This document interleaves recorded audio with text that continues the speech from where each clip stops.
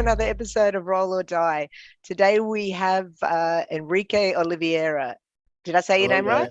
Yes, Werique Oliveira. That's it. Yeah, he Thank you guys for having me. He's a black belt with legacy. You may have seen him around the traps competing a lot. He competes a lot, and he also referees quite a lot. So thanks for joining us, Werique. No, thank you. Thank you guys for the invitation to be here. It's very nice. Awesome. We just caught up over the weekend at the Nationals. That's where I saw you as a referee. That's a tough gig being a referee. Yeah. Yes. It's very hard to please everybody when you're refereeing, right? Like there's always something they always have something to complain. So it's a tough job there. But it's good. Like I think for being refereeing, I can see a lot of things that eventually I'm gonna use on my game. Like there is a lot of different strategy that you see people using. You're like, oh, that's nice. So you pick up like good stuff by refereeing. So it's good. Absolutely. It's tough on you. Like they're gonna complain a little bit, but it's also good for your improvement in jiu-jitsu and understand of the rules and everything. Yeah, I never thought about that before. You get to look in on the strategies that people are using to win matches. And there's a lot that goes into that. There's so much. Like with 50-50, for example, like Tiago was explaining to me the other day how like you can basically get like an advantage up, then get into 50-50 and just go back, forth, you know, and just rack up so many points, but it stalls the whole match at one advantage, you know, and you can play out the game like that. So it's true. Like and it's funny because like different athletes they play different with the same rules. So sometimes you have I use 50-50 just for I get advantage, put in on 50-50, and then I'm gonna come up at the end. But you see people using for different reasons, and that's good to pick up. Like, and then at the end of the match, you're like, oh yeah, that's why he was in 50-50. He wants to try this at the very end or something like this. So it's the same rules, same but different strategy. So it's always good to be aware of what's happening.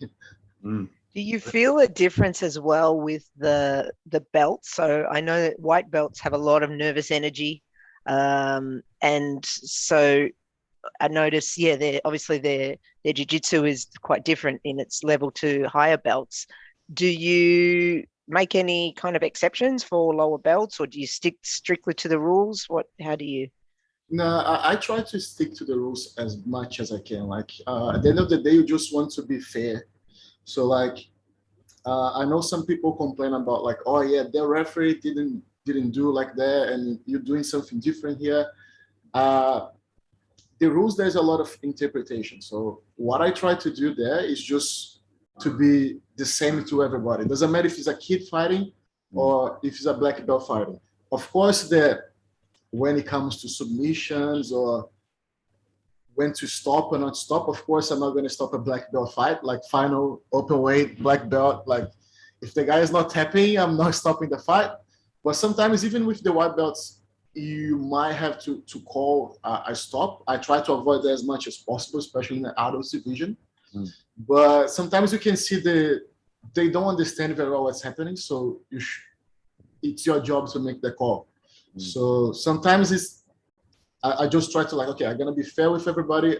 If I'm calling this for a white belt, I definitely going to call that for a black belt, not the stop. But like if they're pulling guard wrong or if they're doing a grip wrong, I need to call there through all the fight, all the belts.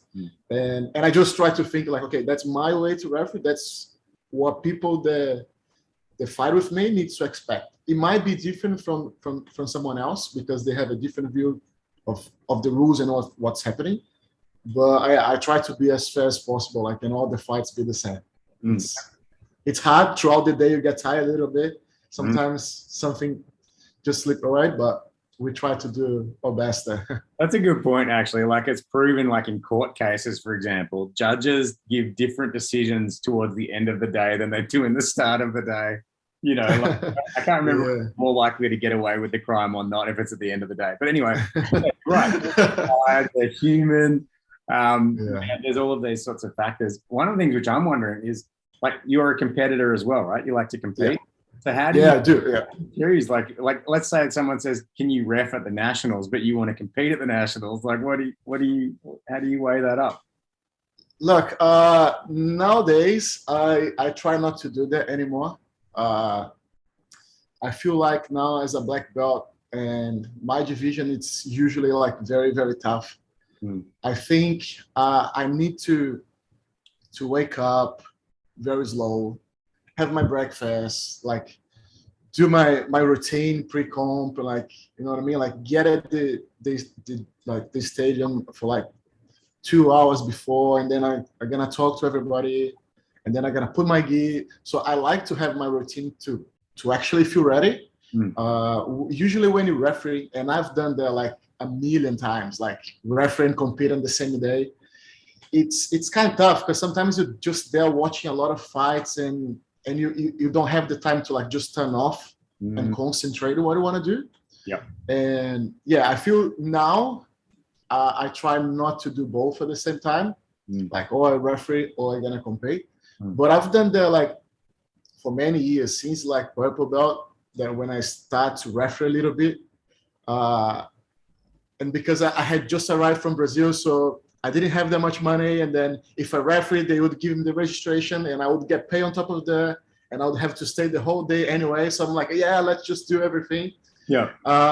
And sometimes it work well. I remember my first competition as a brown belt was the Abu Dhabi Trials. It was the last comp they gave out the tickets. So you'd win the open weight and you'd get the tickets to Abu Dhabi. And I remember I was refereeing the whole day. And then at the end of the day, because it was two comps, right? You have the Australian one first, and then you have the open to all nationalities. Yeah. And then at the end of the day, I jumped in to fight the brown belt division, and I ended up winning the tickets. So it was something that was like, wow. But I think I was just, I got money, I got paid, and I got the tickets. And I was like, yeah, that was such a good day. Yeah.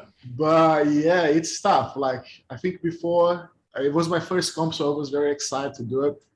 So I just did everything. But now I don't think I would do. Like, I rather, especially if it's a big comp, like national, pump X, like, I rather just have my time for compete. So I'm just competing, just refereeing.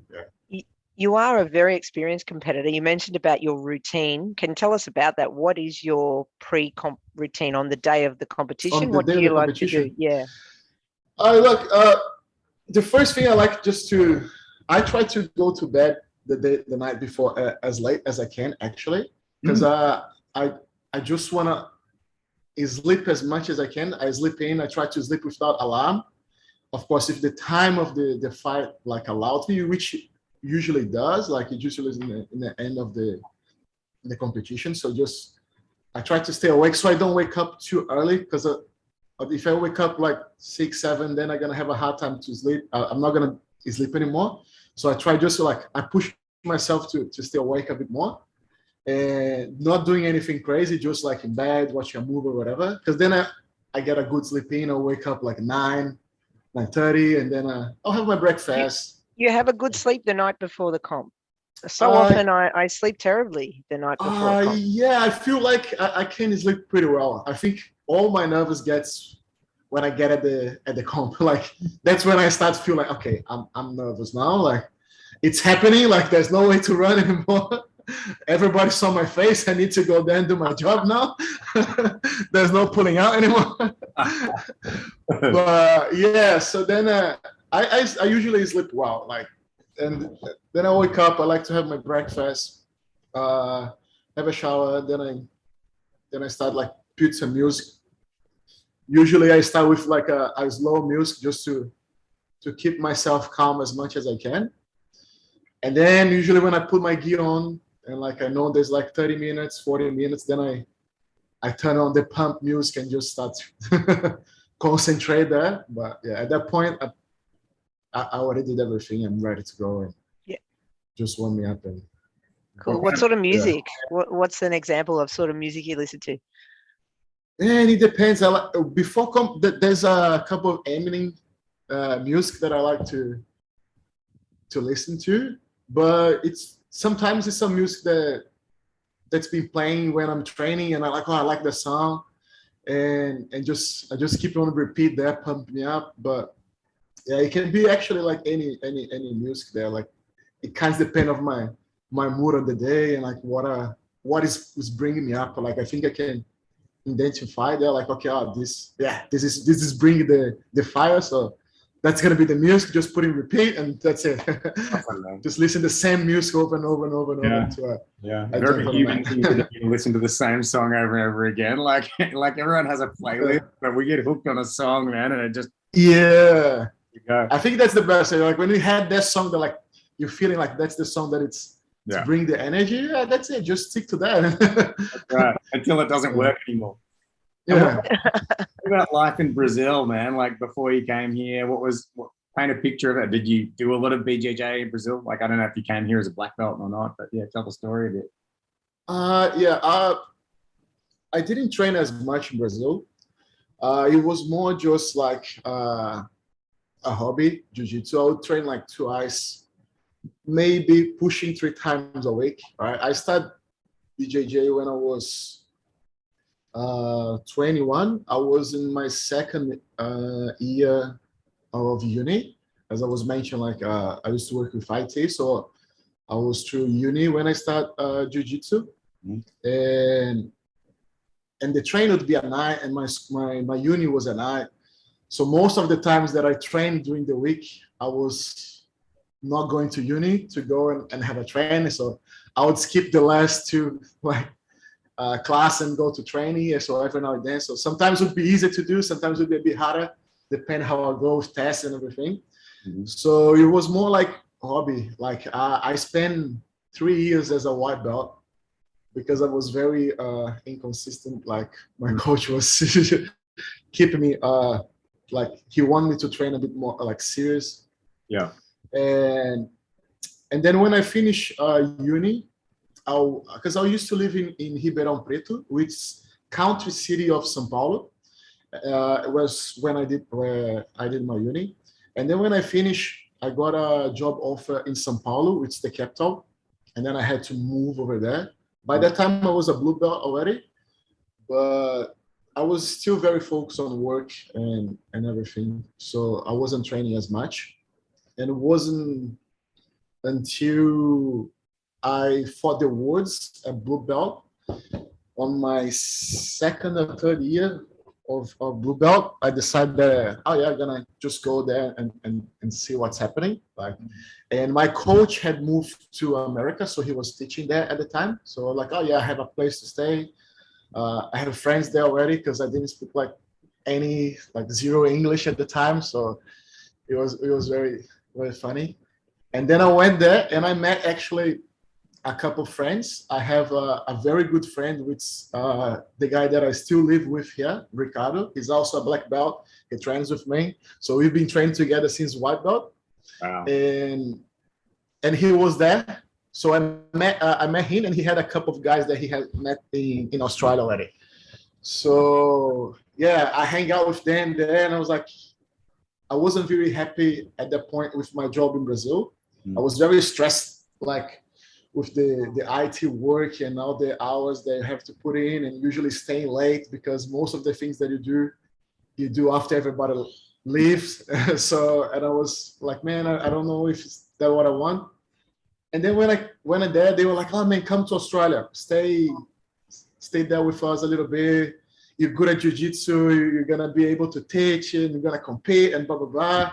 But I was just a blue belt, and in Brazil, like if a blue belt, you basically nothing, like, you know what I mean? Like blue, purple, brown, like you're still like not much.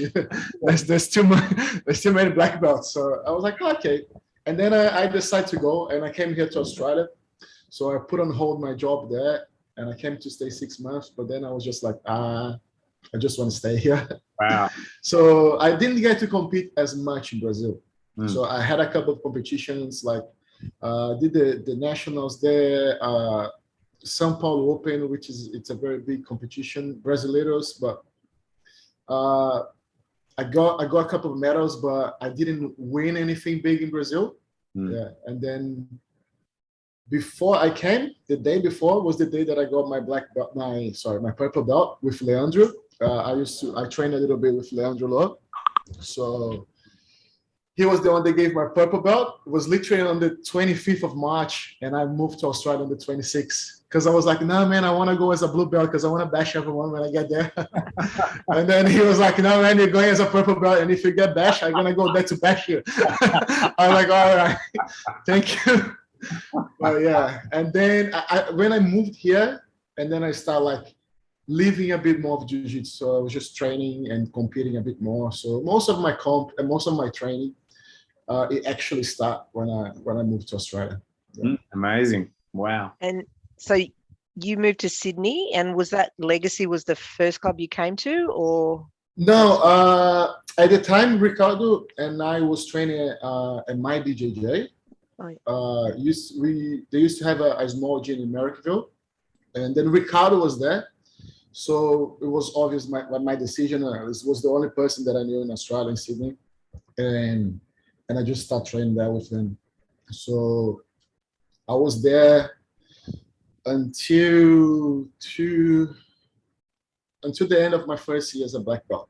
There was then when I moved to Legacy with Thiago. Yeah. So Wow. yeah, I started there and then I moved. Yeah, there's a lot of high level people there in Legacy. Really, really good culture. Yeah. Tell us about what it's like training there. Yeah, just a background. I think when I changed I think my old gym, they were focused more in beginners and develop to grow the gym. So I wasn't in a very good place there. Like I was pumped to compete. I had just got my black belt, and I was like, man, I wanna compete. And I think that's why I made the change. And I knew by then, I knew Thiago, Caio, the Xandinho, the guys from Legacy, and I always seen them competing. I've been refereeing with them. So then it was a very easy transition to go to Legacy. And once I got there, that was just like, yeah, that's the place that I want to be. Like Thiago, he's very competition focused there. Like he really wanted his guys to like be training hard. Like if you go, like it was funny because when I get a Legacy, I was used to do like one train a day, or you know what I mean. Like I didn't warm up the match. I would just get there, do a couple of rows, and then when I got Legacy, Thiago was full like, man, what's happening? Why are you not training again? And why are you just training once today? Or what's happening? And he was just pushing me like oh, then like I really need to catch up. Like, and he needs to start training. And the funny thing is he does that by staying on the mat with you. It's not that he's outside saying like, hey, you need to do 2 trains, and then he's sitting outside. He's just like there doing the warm up and teaching the class and training very hard, pushing everybody to train hard. So I felt that was just like, oh, nice. That's the place that I need to be if I want to achieve something. And I've been enjoying, and I feel my jiu-jitsu has been just getting better and better, like every train. Like it's amazing, the train there, the atmosphere there. Yeah, man, that's great leadership from Thiago, isn't it? Just to really to roll up his sleeves and do whatever everyone else is doing. Yeah, that's it. And I think that's the main thing there. Like he's not just asking you to do, he's doing it with you. And if you're not doing enough, he's there like catching you, getting your neck, tapping you out. So like you need to step up if you want to compete there. Like, so it's good. It's very good. That's awesome, man. And a lot of it, probably I'd say most of our viewers, just like jiu-jitsu in general, is white, blue, purple belts, I'd say. You know, the people who make it to brown and black, they're a rarity, especially in Australia, you know. Yeah. So what do you notice most, I guess, and from a refereeing perspective as well? Like, what do you notice, like if you had to give advice to people, because I think people come to this show to learn stuff as well. Like, what do you see happening out there that you just go, oh, here's another person making this silly mistake, and if they just change their habit here, or they just did this one thing, their life would get so much easier, you know? Like, actually for me, I'll just give you a quick example. I watch chess streams, right? And it just happened. I had a breakthrough in my own jiu-jitsu because I was watching this chess stream, and the chess coach is analyzing a game, And he's like, this person has already decided they're going to lose the match before, like they made a bad move. And then they played the rest of the chess match like they're already going to lose the match. They're just buying time. They're not trying to get back in the attack. They're not trying to look for an opening to get. And I realize I do the same thing. Like if someone sweeps me or something, I go, right, I've just got to defend now. You know, I'm not like, okay, how can I turn this into an opportunity? So I started doing that in my game, and then that changed something for me. But like, what do you see people doing all the time that you think? Well, I think one thing that definitely it should change. I think people that, especially when you want to compete and you, example like the nationals or a state championship, like let's say a competition that you probably aim a bit bigger than your local competition. I think know the rules. It should be your first thing. It's like if you're gonna sign a contract, you're not just gonna sign a contract. You're gonna read and see what is there. You know what I mean? I think people don't think like that or on jiu-jitsu. They're like, oh no, I'm just a white belt. I don't need to know the rules, or I'm just a purple belt. I don't need to know the rules. Like, yes, you do. That's part of the game. You know what I mean? And I think that would make a huge difference, like in everybody's game. Like, if you know what to do, if you know how to get more points, if you know, I don't know, even how to stall, like there's a way to do that. Like, it's not that people you can't stall, like you can do. There's things that you can do. Like, I think that's part of it's part of the game. It's a strategy, like the 50-50, like what, like, can I stall from that? Can I do something? You know what I mean? I think that by refereeing, I can see that these start to appear more like purple belt, brown belt, and black belt. Usually if you get a good purple belt competitor, you can see he's okay. He understands the rules, so he's doing things that's helping him. But before that, you see like very silly mistakes. You see people losing. Sometimes they're winning on point, and they're winning by 5 points, and then they got mount. All right, so they're still winning by 1 point. And instead they defend themselves, they try to recover the guard, so they put the foot right in between the legs, like in a 3/4 guard. But then they just let the guy pass again, and that's 7 points on top. On top of so in a matter of 20 seconds, they go from losing by 1 point to losing to 8 points.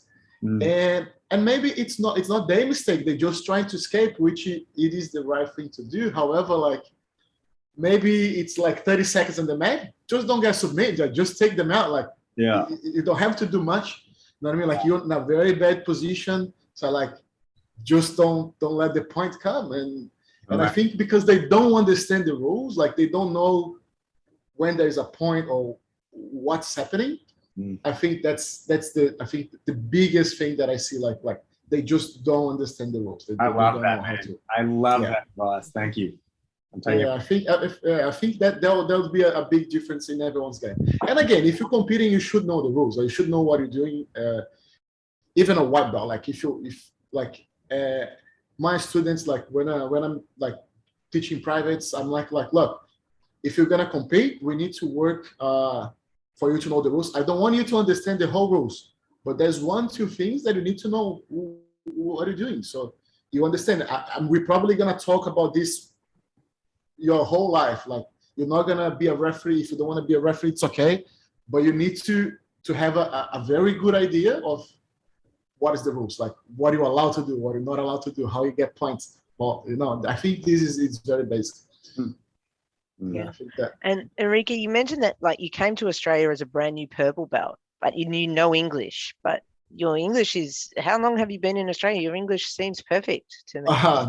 I still think that's a lot to improve there. I'm always nervous when I have to talk to people. No, not at all. I've been here for 7 years now.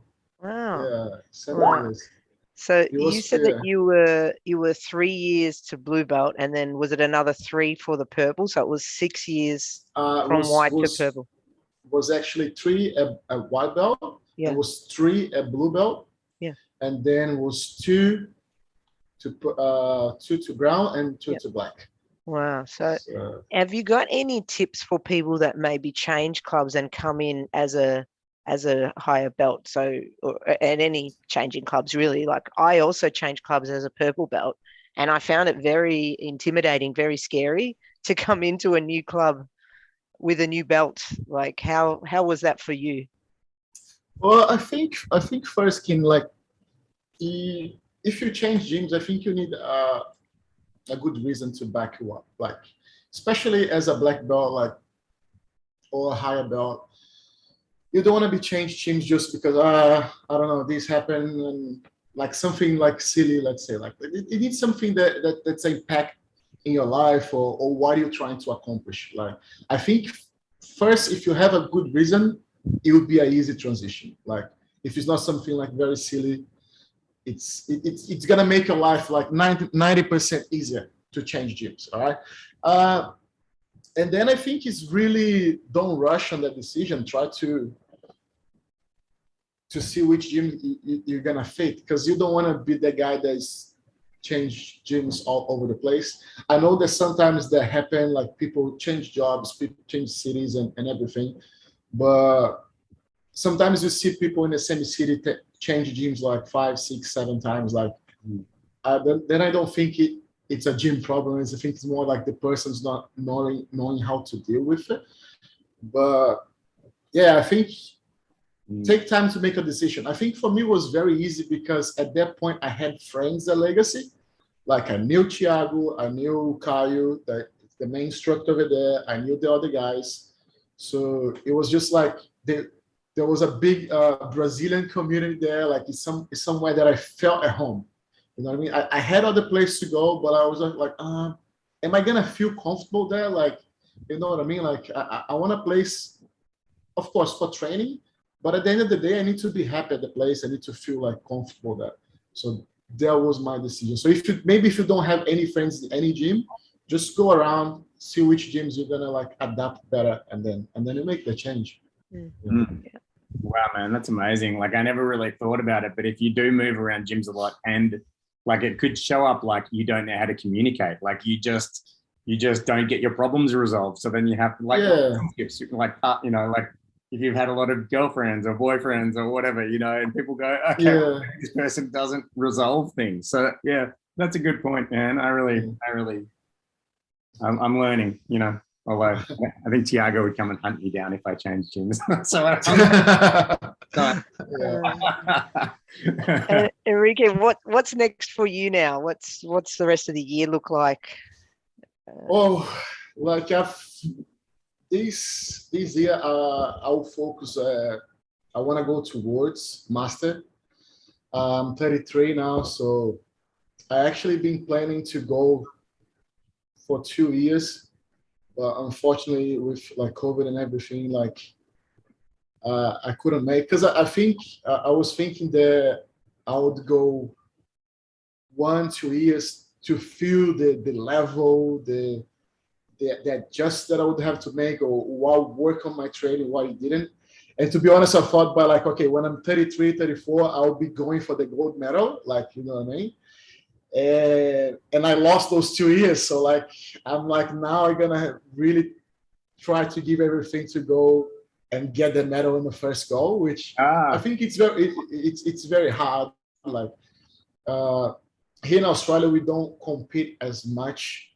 So sometimes you feel the change of level, and it's very hard for us to be traveling around. Everything's just so far for you to go compete and come back.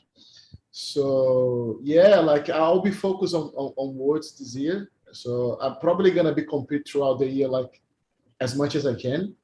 But the aim, it's to go there and do a good job in September. So I have 6 months there. I actually start like already planning the schedule, what I'm gonna be doing last 3 months before comp.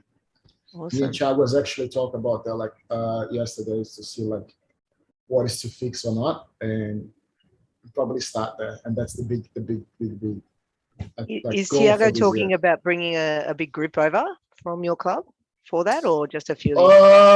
Look, I think we might have a couple of guys going. Like I know that myself, Thiago, he'll try, because because me, Caio, and a couple of other instructors want to go. So sometimes it's hard for him to also go because then there's no one to stay at the gym. Yeah. And also, like, I think he understands that we need a coach.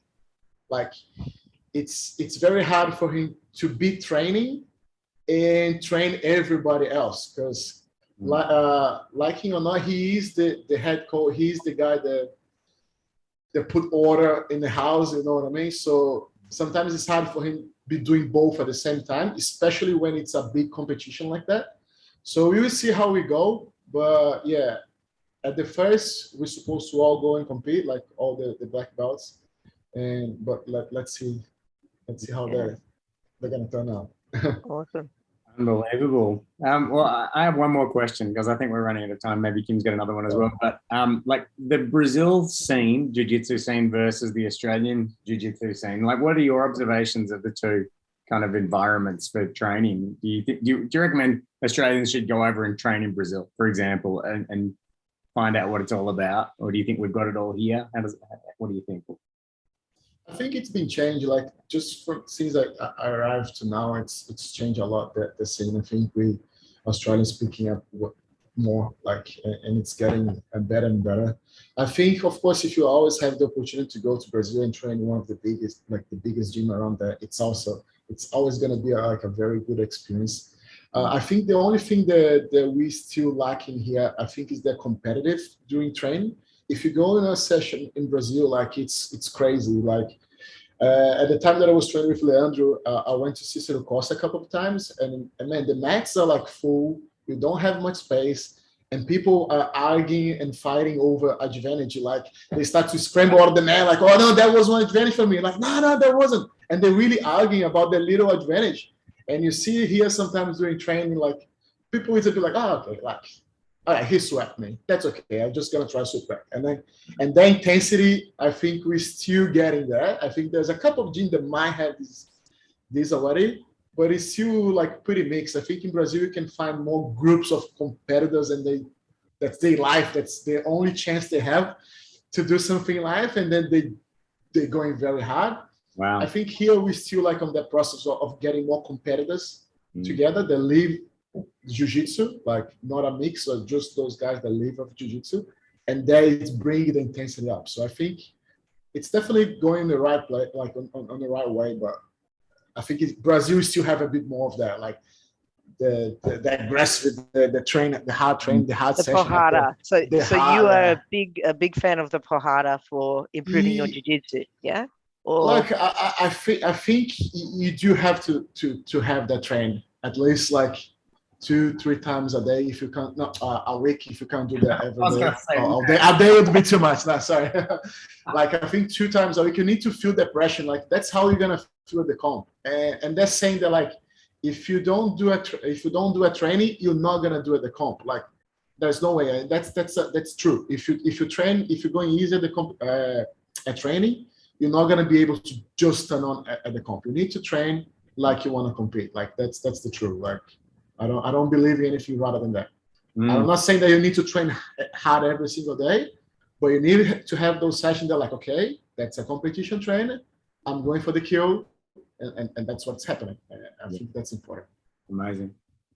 Yeah, I think that's probably it. Unless, did you have anything else to add, Anton? Or no, but is there anything that you'd like to add, brother? Any messages you'd like to get out there? Anything you want to promote? Sponsorships that you have that you want to pimp out?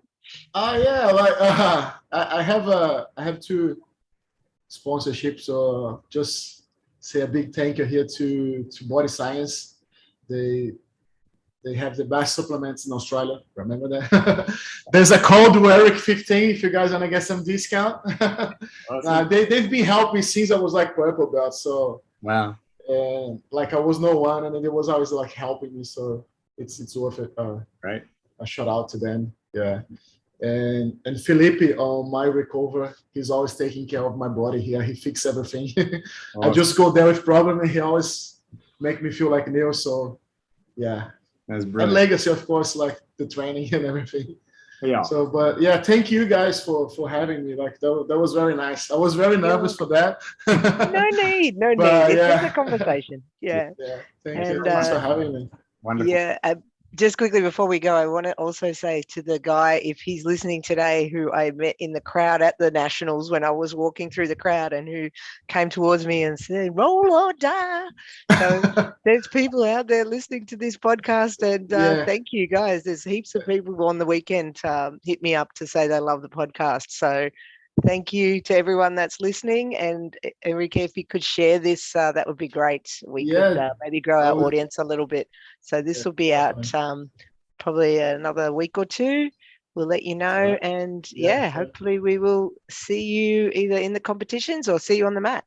Yes, I see you guys soon. Thank you. Thank you for having me. Of course. Okay. See you.